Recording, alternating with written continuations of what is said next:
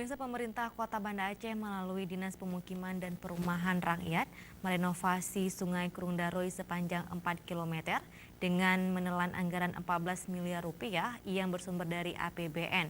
Berbagai edukasi permainan dan juga taman akan dibangun di pinggiran sungai tersebut. Normalisasi Sungai Krung Daroy oleh pemerintah Kota Banda Aceh dalam rangka mengembalikan fungsi sungai dari kerusakan lingkungan dan limbah rumah tangga. Berbagai sarana penunjang seperti taman edukasi bermain, sarana olahraga, taman, sarana pejalan kaki akan dibangun di lokasi ini.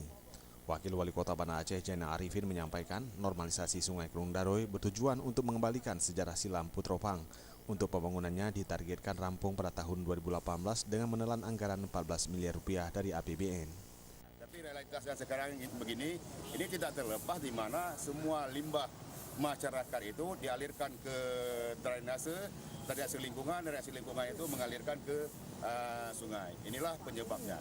Inilah yang akan ditangani oleh pihak Perkim, di mana limbah komunal itu akan dikelola sehingga tidak lagi menjadi bahaya bagi lingkungan.